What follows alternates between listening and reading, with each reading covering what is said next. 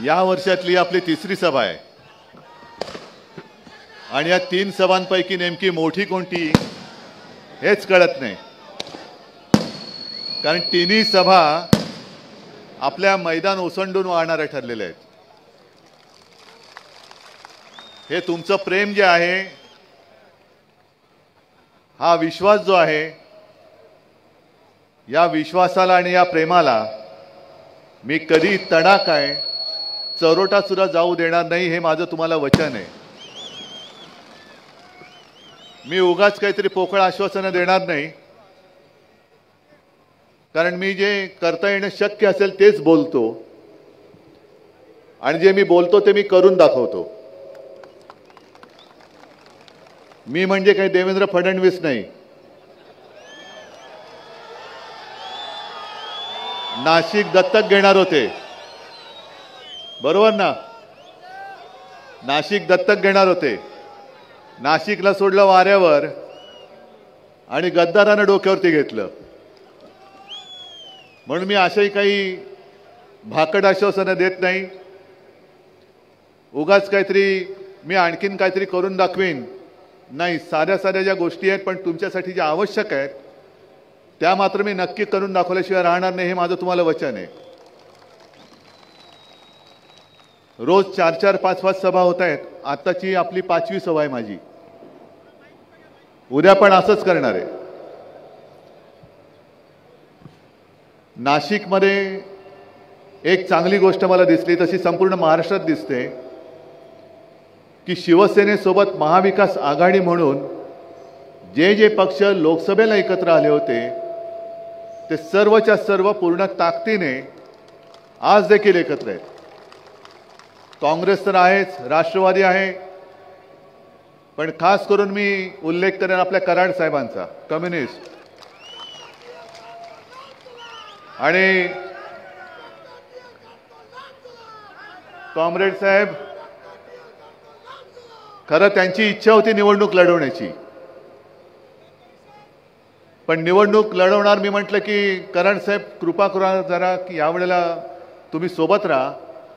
तुम्हाला विधिमंडळात नेण्याची जबाबदारी माझी. आणि त्याप्रमाणे त्यांनी एक क्षण पण लावला नाही. तत्काळ सांगितलं, उद्धवजी आमचा तुमच्यावरती विश्वास आहे, आम्ही पूर्ण ताकदीने महाविकास आघाडीचं सरकार आणण्यासाठी कटिबद्ध आहोत. आणि म्हणून कराड साहेब, मी जो तुम्हाला शब्द दिलाय तो सगळ्यांच्या साक्षीने दिलेला आहे. आणि तुम्ही माझी परीक्षा घ्या. नाशिक संपूर्ण जिंकून द्या, महाविकास आघाडीचं सरकार आणा, आणि मग मी ज्यांना ज्यांना शब्द दिलेत ते पाळतो की नाही ते तुम्ही पाहा. पहिल्या सभेची मला आठवण आहे, तेव्हा 23 जानेवारी होती आणि राम मंदिराचा सोहळा तिकडे चालला होता. मला आता या निवडणुकीच्या काळामध्ये अमित शहा जे येत आहेत, नरेंद्र मोदी येत आहेत आणि मला आव्हान देत आहेत. अमित शहाना काय झाले, उद्धव बाबू, म्हटलं बोलो अमित शेठ. मला सांगितलं अब तक राम मंदिर में क्यों नहीं गए. म्हटलं वो राम मंदिर गल रहा है, वो गलने का थांबाओ, वो जब थांबेगा तो मैं जाएगा. तुमची गळकी गॅरंटी, सडकी गॅरंटी, या गॅरंटीला आता महाराष्ट्रामध्ये थारा नाही. आता महाराष्ट्रात मोदी गॅरंटी चालत नाही, महाराष्ट्रात चालते ती शिवसेना प्रमुखांची ठाकरे गॅरंटी चालते. पण वेडी वाकडी म्हणजे ज्याचा या विधानसभेशी संबंध नाही असे सगळे विषय फेकायचे की तुम्ही गांगरून जायचं आणि त्यांना मतदान करून टाकायचं. मला वाटेल ते त्यांनी प्रश्न विचारू दे, मी त्याला उत्तर देईन, पण मी प्रश्न जे विचारेन त्याला मोदी आणि शहानी सुद्धा उत्तर देणं हे गरजेचं आहे. राम मंदिराचा विषय तुम्ही काढलात, ज्या वेळेला तुम्ही सगळा तो शो करत होतात, कोणी शंकराचार्य बरोबर नव्हते, तुम्हाला माहिती, मी बोललोय तेव्हा. पण मी त्याच वेळेला नाशिकच्या काळाराम मंदिरात गेलो होतो आणि हेच ते काळाराम मंदिर, ज्या मंदिरामध्ये आपल्याच हाडामासाच्या रक्ताच्या माणसांना प्रवेश बंदी होती, म्हणून डॉक्टर बाबासाहेब आंबेडकरांनी सत्याग्रह केला होता. मी तिथे गेलो होतो. आणि मग तुम्ही राम मंदिराचा विषय काढलाय, काळाराम मंदिराचा विषय मी काढलाय, म्हणून मी इथे मिंद्यांपासून वरती मोदींपर्यंत सगळ्यांना विचारतोय की तुम्हाला जे मध्ये मध्ये प्रेम उतू जातं, मध्येच डॉक्टर बाबासाहेब आंबेडकरांचं प्रेम त्यानं येतं. आता काल हिंदू हृदय सम्राट बाळासाहेबांचं प्रेम आलेलं आहे. पण बाबासाहेबांचं प्रेम मोदीजी तुमचं उतू जात असेल तर मग मी तुम्हाला एक प्रश्न विचारतो, जो तुमच्या मिंद्यांना आणि देवेंद्रना विचारा, की काही दिवसांपूर्वी, 1-2 महिन्यांपूर्वी महाराष्ट्र शासनाने अल्पसंख्याक आयोग जो स्थापन केला, त्या आयोगामध्ये साधारणतः अल्पसंख्य म्हणून जे जे समाज येतात त्यांचा प्रतिनिधी त्याच्यात घ्यावा लागतो. मग सगळे असतील, जैन आहेत, बौद्ध आहेत, ख्रिश्चन असतील, पारसी असतील, मुस्लिम आहेत. मग तुम्ही यादी काढा आणि त्या यादीमध्ये एक सुद्धा माझ्या डॉक्टर बाबासाहेब आंबेडकरांनी जो धर्म स्वीकारला, बौद्ध समाज, त्याचा एक सुद्धा प्रतिनिधी आयोगात का घेतला नाही याचं उत्तर द्या आणि मग तुम्ही आम्हाला बाबासाहेबांच्या प्रेमाबद्दल शिकवा. एक सुद्धा नाहीये. मग कशाला हे थोतांड करताय? काल तिकडे शिवाजी पार्कला आले. ही बघा ना गर्दी माझी. ही मी नेहमी सांगतो, ही माझी वडिलोपार्जित संपत्ती आहे. काल शिवाजी पार्क अर्ध नाही, अर्ध्याहून जास्त रिकामं होतं. अर्ध्याहून जास्त रिकामं. त्याच्या आधी कुठे गेले होते देव जाणे, कुठे कुठे फिरतायत आणि खुर्च्यांशी संवाद साधून जात आहेत पुढे. मग त्यांनी काल एक सांगितलं, माझं नाव नाही घेत हल्ली, घाबरतात वाटतं, कारण गेल्या वेळेला नकली संतान बोलेपर्यंत त्यांची मजल गेली होती. शिवसेनेला म्हणजे सर्व तुम्ही इथे जे जमलायत त्यांना नकली सेना बोलेपर्यंत त्यांची मजल गेली होती. मग महाराष्ट्राने जो लोकसभेत कचका दाखवला तेव्हापासून जरा शत्रुघ्न सिन्हाचा जो डायलॉग आहे ना, जबान को लगाम दो, तसं हल्ली माझं नाव नाही घेत. मग त्यांनी सांगितलं की शहजादा म्हणजे कोण, राहुल गांधी यांच्या तोंडून बाळासाहेबांचं कौतुक करून दाखवा. पहिलं म्हणजे मोदीजी, मी मागेही बोललो होतो, बाळासाहेब हे तुमच्या वर्गातले मित्र नव्हते. बाळासाहेब हे हिंदू हृदय सम्राट आहेत. त्याच्यामुळे तुम्ही पहिलं त्यांना हिंदू हृदय सम्राट बोलायला शिका. आणि आठवण द्यायची म्हटलं तर महाविकास आघाडीची जी सभा शिवाजी पार्कला झाली होती, मी स्वतः होतो. माझ्या समोर राहुलजींनी आपल्या शिवसेना प्रमुखांच्या स्मारकाला अभिवादन केलेलं आहे. आणि मग जसं बाबासाहेबांच्या प्रेमाचं थोतांड जे तुम्ही सांगतात, मी बोललो, तसंच जर तुमचं प्रेम हिंदू हृदय सम्राटांवरती खरोखर असेल तर तुमच्या अमित शेटना विचारा की बाळासाहेबांच्या त्या खोलीमध्ये, जी आम्ही खोली मानत नाही, आमच्यासाठी पवित्र मंदिर आहे, त्या खोलीमध्ये त्यांनी जो मला दिलेला शब्द हा का मोडलात? जो शब्द तुम्ही मला दिला होता तो तुम्ही मोडलात. ज्या शिवसेना प्रमुखांनी तुम्हाला पाठिंबा दिला होता, अगदी कठीण काळामध्ये पाठिंबा दिला होता, ती शिवसेना तुम्ही संपवायला का निघालात? तुम्ही माझ्याशी का कसे वागलात ते आता लोकांना माहिती आहे. पण तरी क्षणभर धरून चाला की मी तुमच्याशी नालायकपणा केला असेल तर तुम्ही माझ्याशिवाय घ्यायला पाहिजे होतं. तुम्ही शिवसेना प्रमुखांची शिवसेना संपवायला निघालात. पक्ष चोरला, चिन्ह चोरलं. आणि त्या गद्दारांच्या प्रचाराला देशाचे पंतप्रधान येतात की देखो देखो कैसा गद्दार है, ऐसा गद्दार पुण्या दुनिया में नहीं है. एवढी लाजिरवाणी परिस्थिती देशाच्या राजकारणात आजपर्यंत कधी बघितली नव्हती आणि कोणी अनुभवली नव्हती. म्हणजे एखादा चोर समजा आपलं काहीतरी पाकिट मारलं किंवा घरी दरोडा घातला तर पोलीस त्याला पकडतात, पण तो चोर असं ते चोरीचा माल घेऊन फिरत नाही, बघ बघ हे तुझं मी चोरलंय आणि ते आता माझंच आहे. तसे हे सगळे गद्दार चोर.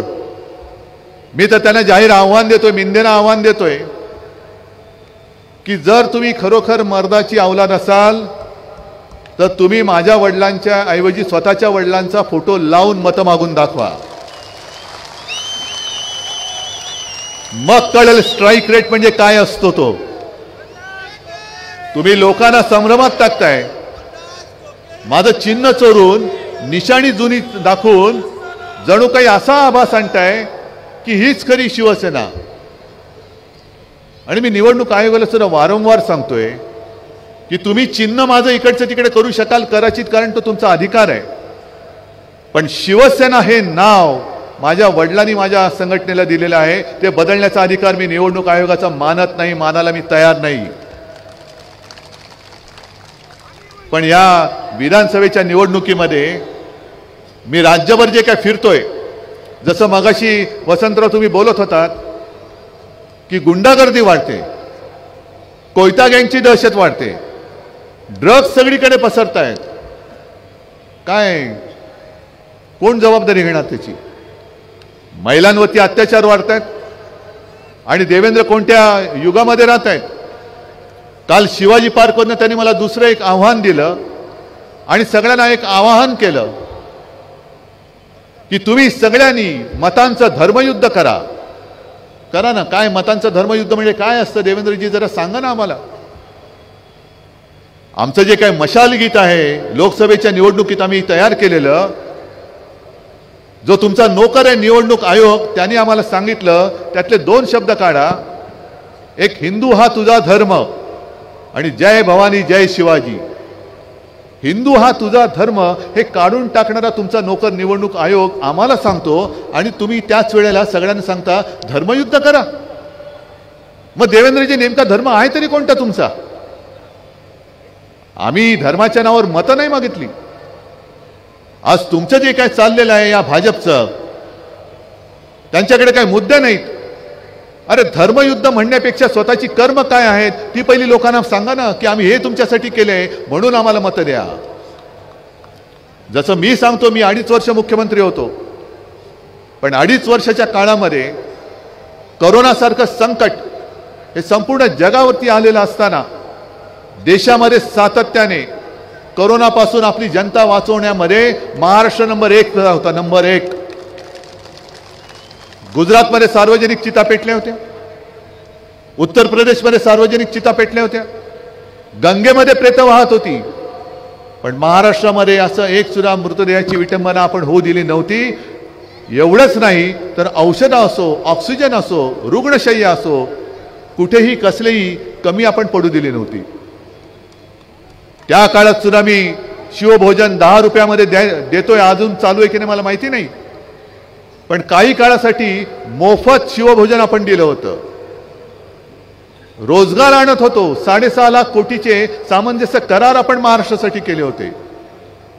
आणि त्याही पेक्षा महत्त्वाचं म्हणजे कोणी न मागता मी माझ्या नागपूरच्या पहिल्या अधिवेशनात शेतकऱ्यांना कर्जमुक्त करून दाखवलं होतं. मग असं काहीतरी सांगा.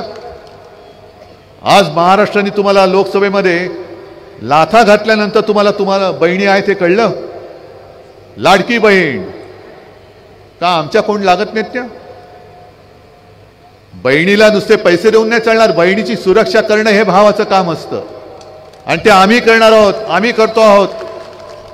आणि त्यासाठी तर शिवसेना प्रमुखांनी शिवसेनेची स्थापना केली. माझ्या आजोबांचं दसरा मेळाव्यातलं पहिलं भाषण हे आत्ता सुद्धा माझ्या फोनमध्ये आहे आणि त्याच्यात त्यांनी स्पष्ट म्हटलंय की तुमच्या देखत तुमच्या समोर जर आपल्या आया बहिणीची कोणी छेड काढली तर काढकन त्यांच्या कानाखाली आवाज निघाला पाहिजे. ह्याच्यासाठी तर शिवसेनेची स्थापना झाली आणि ती शिवसेना तुम्ही संपूर्ण टाकायला निघालात. मी मराठवाड्यामध्ये गेलो होतो, विदर्भात गेलो होतो.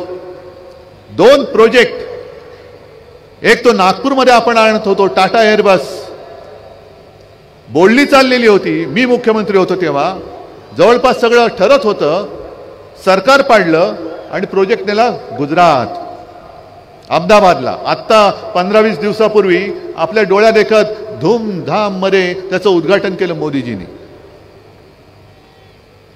संभाजीनगरला गेलो तो, छत्रपती संभाजीनगर. तिकडे तो मेडिकल डिव्हाइस पार्क आपण आणत होतो. मेडिकल डिव्हाइस पार्क मराठवाड्यात जर का आला असता तर किमान 1 लाख युवक आणि युवतींना तिथे रोजगार मिळाला असता. किमान 1 लाख. कुठे नेला? गुजरात. सगळं काही गुजरात गुजरात गुजरात. आमचं भांडण इकडे आहे. आम्ही गुजरातचे काही द्वेष्टे नाही आहोत. गुजराती लोकांशी आम्ही काय शत्रू म्हणून बघत नाही त्यांना. पण आमच्या हक्काचं जे काही आहे ते उचलून तुम्ही गुजरातला नेताय आणि परत बेशरमपणाने माझ्या महाराष्ट्राकडे मतं मागायला येत आहे. याला आमचा आक्षेप आहे. आम्हाला आमच्या हक्काचं पाहिजे. महाराष्ट्र कधी दुसरं कोणाचा ओरबाडून घेणारा नाहीये. तो स्वतःच्या हिमतीवरती स्वतःच्या ताकदीवरती सदैव उभा राहणार आहे. आणि एवढंच नाही तर ज्या ज्या वेळेला देशावरती संकट येतं त्या त्या वेळेला महाराष्ट्र पहिलं छातीचा कोट करून देशाच्या रक्षणासाठी धावून जातो. आज आपण ज्या मैदानात जमलोय ते सुद्धा अनंत कान्हेरे मैदान. कोण होते अनंत कान्हेरे? काय वय होतं त्यांचं? कशासाठी फाशी गेले? काय केलं त्यांनी? काय माहिती होतं त्यांना की आपण ज्या कारणासाठी फाशी जातोय, ज्या देशासाठी फाशी जातोय, तो देश या अशा नतद्रष्टांच्या हातामध्ये जाणार आहे. तेव्हा त्यांनी हे नाही बघितलं की माझ्या महाराष्ट्रासाठी मी काम करीन. नाही, त्यांनी संपूर्ण देशाचा विचार केला. मग संपूर्ण देशासाठी आपला बलिदान देणारी माणसं, क्रांतिकारक ज्या महाराष्ट्राने जन्माला घातली, त्या महाराष्ट्राबरोबर तुम्ही असा वैरभाव का करतात? या नाशिकमधनं आजपर्यंत तुम्ही कितीतरी वेळेला भाजपाचे आमदार निवडून दिले. आम्हीच होतो त्यांच्याबरोबर, आपणच होतो त्यांच्याबरोबर. 2019ला आपणच, म्हणजे मी तेव्हाही आलो असेल इकडे युतीचा प्रचार करायला. पण त्याच्यानंतर आत्ताची जी काही परिस्थिती आलेली आहे ही बघितली आणि त्यांची जी नीती आहे वापरा आणि फेका. मी इथे आलेले तुम्ही तर आपल्या महाविकास आघाडीचे आणि शिवसेनेचे कट्टर शिवसैनिक आहातच. तुम्ही या आपल्या सगळ्या उमेदवारांना निवडून देणारच. पण जे कोणी या चॅनलच्या माध्यमातून महाराष्ट्रभर माझं भाषण ऐकत असतील त्या इतर पक्षाच्या कार्यकर्त्यांना आणि मतदारांना पण मी सांगतोय, अगदी भाजपच्या लोकांना सुद्धा सांगतोय, आज बघा ना केवढी गर्दी व्यासपीठावरती उसळली शिवसेनेत प्रवेश करायला. मी त्या सगळ्यांना सांगतोय की तुम्ही असाल भारतीय जनता पक्षाचे, तुम्ही असाल कोणत्या मिंद्याचे तर कोणी असूच शकत नाही, अजित पवारांचे असाल, आणखीन कोणी असाल, पण कृपा करून आपला महाराष्ट्र हा गुजरातच्या चरणी जे व्हायला निघालेत त्यांना मत देऊ नका. हे मी जाहीर आवाहन आज तुमच्या माध्यमातून आणि या चॅनलच्या माध्यमातून करतो.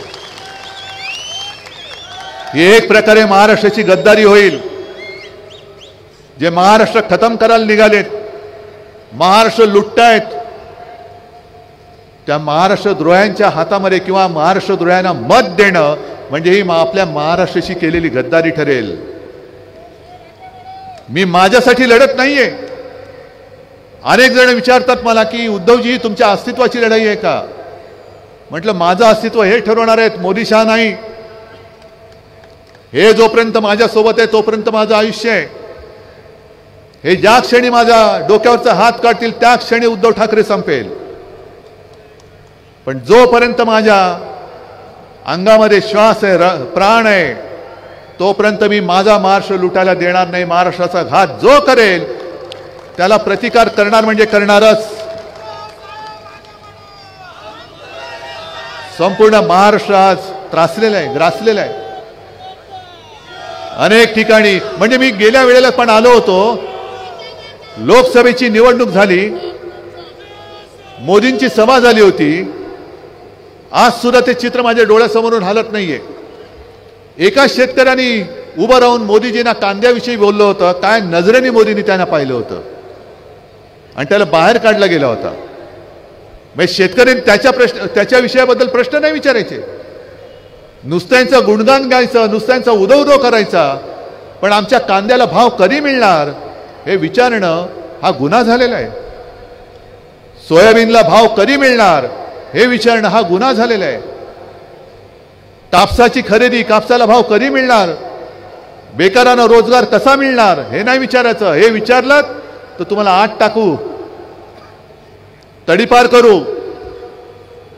जसं तुम्ही माझ्या कार्यकर्त्यांना तडीपार करता आहात, खोट्या केसेस टाकता आहात, आमच्या बडगुजरला तुम्ही त्रास देताय, त्यांच्या मुलाला तुम्ही छळता आहात, सगळी माझ्या शिवसैनिकाची कुटुंब, कशाला माझ्या कुटुंबाला बदनाम करता आहात. आम्ही माणुसकी पाळणारी लोक आहोत, आम्ही शंड नाही आहोत. जर आम्ही तुमच्याशी सुडाने वागायचं ठरवलं तर तुमच्या 10 पटीने आम्ही तुम्हाला संपवण्यासाठी पावले टाकू शकतो. आणि आज पण मी सांगतोय की 10 दिवस थांबा. तुम्ही सगळे मिळून जर तुम्ही सरकार दिलत ना, तर यांच्यावरती जसं आमच्यावरती नसलेल्या केसेस टाकतायत तशा यांची पापं खोदून काढून यांना तुरुंगात टाकून दाखवल्याशिवाय राहणार नाही. आणि मी पोलिसांना सुद्धा सांगतोय की तुम्ही भाजप आणि मिंद्याचे नोकर नाहीत, तुम्ही जनतेचे नोकर किंवा सेवक आहात. तुम्ही तुमच्या वर्दीचा अपमान होईल असं वागू नका. सरकार येत असतं, सरकार जात असतं. उद्याचं सरकार आहे आमचं आहे, उद्याचं सरकार आहे आमचं आहे. त्याच्यामुळे त्यांची मस्ती, ती मस्ती उतरवायला हा जनसमुदाय हा तत्पर आहे, तो उतरवेल त्यांची मस्ती. पण नंतर तुम्हाला आमच्या सरकारमध्ये काम करावं लागणार आहे.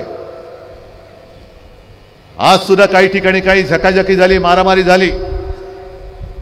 ऐन मतदानाच्या दिवशी सुद्धा होण्याची शक्यता आहे. कारण माझ्या कानावर जे आलंय ते म्हणजे असं आहे की मतदानाच्या दिवशी जिथून शिवसेनेचे मतदार उतरणार आहेत तिकडचं मतदान स्लो करा, तिथे मतदान जास्त होऊ देऊ नका, अशा सूचना आतापासून जायला लागलेल्या आहेत. पण याद राखा, असं जर का आडकाठी करण्याचा प्रयत्न केला मग निवडणूक राहील बाजूला. आणि भाजपला मी आव्हान देतोय, हिम्मत असेल तर पोलीस बाजूला ठेवा आणि समोरासमोर येऊन लढा. आमची दोन्हीची तयारी आहे. निवडणूक लढायचे, निपक्षपातीपणाने लढा. तुमचा ईव्हीएमचा घोटाळा त्याच्यात करू नका, आमच्या मतदारांना अडवू नका. आणि मग निपक्षपातीपणाने निवडणूक झाल्यानंतर जो जनता कौल देईल तो आम्हाला मान्य आहे. जर जनतेने आम्हाला सांगितलं घरी बसा, आम्ही घरी बसायला तयार आहोत. आणि तुम्हाला सांगितलं घरी बसा, तुम्हाला घरी बसावं लागेल. आणि मैदानात लढायचं असेल तर शिवसेना प्रमुखांचे शिवसैनिक हे आज सुद्धा तयार आहेत. पण तुम्ही तुमचं मग ED, income tax, CBI, police हे मध्ये आणू नका. त्यांना कॉमेंट्रेटर म्हणून तिकडे बाहेर ठेवा आणि करा या मैदानामध्ये. बघतो तुम्हाला. आमच्या लोकांना धाक दाखवताय, आमच्या लोकांना पैसे देऊन फोडताय. पण जे जे गद्दार म्हणून तिकडे गेलेले आहेत त्या गद्दारांना सांगतोय, अरे गद्दारांनो तुम्ही गेलात, आमच्यावरती उपकार केले. कारण आता अनेक नवीन तरुण हे तुमची जागा घेऊन तयार झालेले आहेत लढाईला. आणि मी बऱ्याच वेळेला जे बोलतो की झाडावरची जुनी सडलेली पानं ही झडलीच पाहिजेत. ती झडल्यानंतर पुन्हा नवीन कोंब उगवतात. तसं आज माझ्या शिवसेनेला ठिकठिकाणी कानाकोपऱ्यात नवीन कोंब उगवलेले आहेत. जुनी पानं सडून गेलेत, जी सडलेत ती झडून गेलेत. आणि झडलेली पानं ही जर का आम्ही पुन्हा चिकटवत बसलो तर मग ते झाड कधीच बहरणार नाही.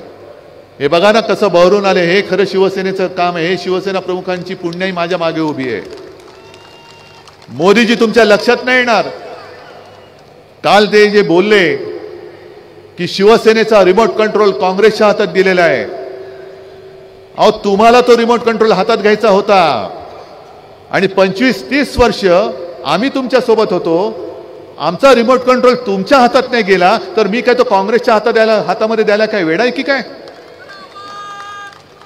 काँग्रेस आणि आम्ही सोबत जरूर आहोत, जसं तुम्ही आम्ही होतो. उद्धव ठाकरेने म्हणे शिवसेनेची काँग्रेस केली. अरे भाजपा नाही होऊ दिली तर मी काँग्रेस कशी काय होऊ देणार?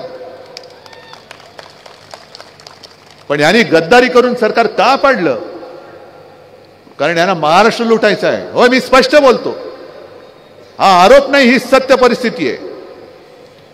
कारण जर का तुम्ही बघितलं बऱ्याच सभेमध्ये मी बोललेलो आहे. जर विधिमंडळाकडे आपण पाहिलं, महाराष्ट्र शासन म्हणून पाहिलं तो जो गद्दार डोक्यावरती तुम्ही बसवलात मुख्यमंत्री म्हणून, तो ओरिजिनल शिवसेना पक्षाचा, दोन्ही सभागृहाचे अध्यक्ष आणि सभापती जे आहेत हे सुद्धा माझ्या शिवसेनेचे, दोन्ही सभागृहाचे विरोधी पक्ष नेते आहेत. एक विजय वडेट्टीवार हा सुद्धा पूर्वाश्रमीचा शिवसैनिक आणि अंबादास दानवे तर आत्ताचा शिवसैनिक. अर्ध्याहून अधिक मंत्री हे शिवसेनेचे आहेत. मग तुम्हाला सगळे शिवसेनेचं तिकडे चालतंय, पण उद्धव ठाकरे चालत नाही. कारण उद्धव बाळासाहेब ठाकरे तुम्हाला महाराष्ट्र लुटू देत नव्हता आणि देणार नाही हे तुम्हाला माहिती होतं. म्हणूनच तुम्ही तुमचे बूट चाटणारे गद्दार तुमच्याकडे घेतले आणि महाराष्ट्र लुटायचा कार्यक्रम चालू ठेवलाय. आपण जे काय करतो आहोत, मी कालच्या संभाजीनगरच्या सभेत सुद्धा सांगितलं की स्वतः शिवसेना प्रमुखांना शाळेची फी भरायला पैसे नव्हते म्हणून 7वी मध्ये शिक्षण सोडायला लागलेलं. माझ्या आजोबांना म्हणजे प्रबोधनकारांना सुद्धा साधारणतः 6वी 7वी मध्येच शिक्षण सोडायला लागलेलं, कारण पैसेच नव्हते घरामध्ये.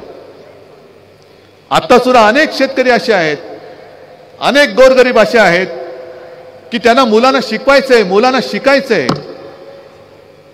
वयोमानाप्रमाणे आता ते शिकू शकत नाहीत, पण त्यांच्या मुलांना त्यांना शिकवायचंय. पण एक तर शेतकऱ्याच्या डोक्यावरती कर्ज आहे, घर चालण्याची पंचायत आहे, घरी घर खर्चाला पैसे येत नाहीत, मग मुलांना शिकवायचं कसं? आणि म्हणून जे मी ठरवलेलं की आपलं सरकार आल्यानंतर जसं मुलींना मोफत शिक्षण दिलं जातंय तसं माझ्या महाराष्ट्रात जन्मलेल्या प्रत्येक मुलाला मी मोफत शिक्षण दिल्याशिवाय राहणार नाही. मग नाव कशाला घ्यायचं? महात्मा फुलेंचं नाव घ्यायचं कशाला? त्यावेळेला जर का महात्मा ज्योतिराव फुले आणि सावित्रीबाई यांनी पुढाकार घेतला नसता तर मुली शिकूच शकल्या नसत्या. त्यावेळेला मुलींना शिकवणं, मुली शिकणं म्हणजे जणू काय मोठा गुन्हा होतोय. मग तो जो काय काळ होता किती वर्षांपूर्वीचा, तेव्हा हे धाडस आमच्या महात्मा ज्योतिराव फुलेंनी केलं, सावित्रीबाई फुलेंनी केलं. त्या प्रसंगी त्यांनी धोंडमार सहन केली, शेणमार सहन केली, पण हटले नाहीत. ते हटले नाहीत. आणि त्यांनी ते ज्या वेळेला केलं त्यावेळेला केलं म्हणूनच आज आपल्या देशाला महिला राष्ट्रपती आहेत. नाहीतर मुली काय, महिला काय घराच्या बाहेरच पडू शकला नसतं. मग हातामध्ये कोणतीही सत्ता नसताना या दाम्पत्याने एवढं मोठं काम, क्रांती करून दाखवली. मग हातात सत्ता आल्यानंतर मी माझ्या महाराष्ट्रातल्या मुलांना मोफत शिक्षण देऊ शकणार नाही? द्यायलाच पाहिजे. कारण महाराष्ट्राची एक संस्कृती आहे. कोणतंही क्षेत्र जर का बघितलं चांगलं तर महाराष्ट्र कोणत्याही क्षेत्रामध्ये पाठी नाहीये. मग ते क्रांतिकारकांचं क्षेत्र घ्या, सगळ्यात जास्त क्रांतिकारक हे महाराष्ट्राने दिलेत, साधुसंत महाराष्ट्राने दिलेत, समाज सुधारक महाराष्ट्राने दिलेत, कुठलंही घ्या. पण आज जो महाराष्ट्र आहे, हा महाराष्ट्र हा सगळा गुंड, दरोडेखोर, भ्रष्टाचारी, हे सगळे नशेबाज याच्यामध्ये पुढे चाललेलं आहे. भ्रष्टाचारात पुढे चालला आहे, अंमली पदार्थात पुढे चाललेला आहे. ही ओळख आपली महाराष्ट्राची ही आपल्याला मंजूर आहे? हे नाशिक म्हणजे कुसुमाग्रजांचं गाव. त्यांना काय वाटत असेल की अरे काय माझा महाराष्ट्र, काय मी यांना देऊन गेलो आणि कसा हा महाराष्ट्र चाललेला आहे. ही महाराष्ट्राची ओळख बदलणारी ही निवडणूक आहे. जर तुम्हाला ज्या दिशेने महाराष्ट्र चाललेला आहे ते मंजूर असेल तर अवश्य जा. पण समोर अंधार आहे आणि अंधार दूर करायचा असेल तर शिवसेनेची मशाल हातामध्ये घ्या. मी हा वचननामा इकडे, हा तुम्हाला वाटेल की हा एवढूसा वचननामा काय, पण ह्याच्यामध्ये 10 महत्वाच्या गोष्टी दिलेल्या आहेत. आणि त्या महत्वाच्या गोष्टीमध्ये जसं घर चालवायला हल्ली कठीण झाले, महागाई वाढत चालले, ज्याप्रमाणे जसं बबनराव तेव्हा तुम्ही मंत्री होतात, 95 साली 5 जीवनावश्यक वस्तूंचे भाव आपण स्थिर ठेवून दाखवले होते. आपलं सरकार आल्यानंतर पुन्हा 5 जीवनावश्यक वस्तूंचे भाव शेतकऱ्याचं नुकसान होऊ न देता मी स्थिर ठेवून दाखवल्याशिवाय राहणार नाही. माझ्या माता भगिनींना 3000 रुपये तर देणारच आहोत, पण त्याचबरोबर त्यांना सुरक्षा सुद्धा देणार आहोत. अशा अंगणवाडी सेविकांचं मानधन वाढवणार आहोत. सरकारी कर्मचाऱ्यांना जुनी पेन्शन योजना लागू करणार आहोत. 25 लाखापर्यंत कॅशलेस मेडिकल सेवा आपण उपलब्ध करून देणार आहोत. अशा अनेक गोष्टी आपल्याला करायच्या आहेत. तुमचा विश्वास कोणावर आहे? कारण सगळेच बोलतात मी हे करणार, मी ते करणार. तुमचा विश्वास कोणावर आहे? मोदी गॅरंटीवरती आहे का उद्धव बाळासाहेब ठाकरे गॅरंटीवरती आहे? मी या वचननाम्याचं जे कव्हर केलेलं आहे, स्वावलंबी महाराष्ट्र, सर्वोत्तम महाराष्ट्र, माझा महाराष्ट्र हा परावलंबी मी होऊ देणार नाही, गुजरातच्या चरणी तो झुकू देणार नाही, मोदी शहांच्या हातामध्ये तर मी जाऊच देणार नाही. माझा महाराष्ट्र स्वावलंबी आणि सर्वोत्तम महाराष्ट्र असेल. आणि म्हणून मी माझ्या वचननाम्याचं शीर्षक ठेवलंय, ते तुम्हाला पटते की नाही ते बघा. कुटुंब प्रमुखाचा वचननामा. मंजूर आहे?